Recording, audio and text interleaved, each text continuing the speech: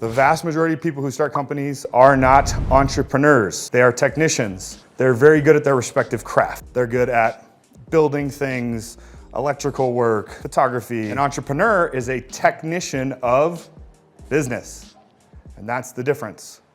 So most of us are walking around, we have an identity crisis. We're actually not sure who we are and how we fit into the ecosystem.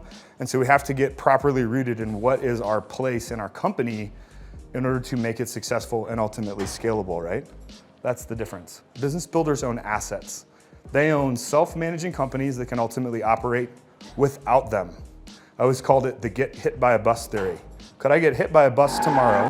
That's kind of gruesome now that I say it out loud. It sounded better in my head. But could I get hit by a bus tomorrow and the business would still function and run without me? Because I am not the business. Make sense? So the problem is everybody's playing checkers and we should actually be playing chess.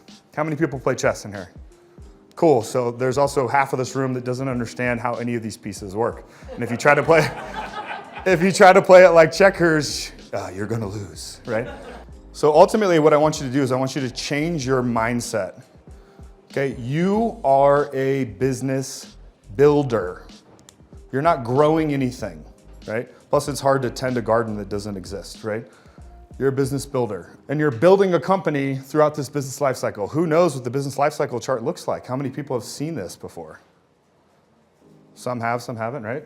So you're trying to go from a startup to a grow up to an expansion to a mature company. Maturity is when you actually achieve business ownership.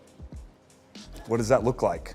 How do I know when I've actually arrived? There are 8 core concepts in every single business. So these are the raw materials that you need to understand if you're going to build a successful, scalable company.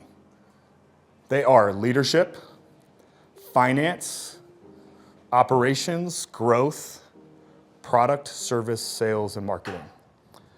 And funny enough, all those people that go get those fancy MBAs are typically going into C-level positions at large organizations that have a chief executive officer, a chief financial officer, a chief operations officer, a chief growth officer, a chief product officer, a chief customer service officer, a chief sales officer, a chief marketing officer.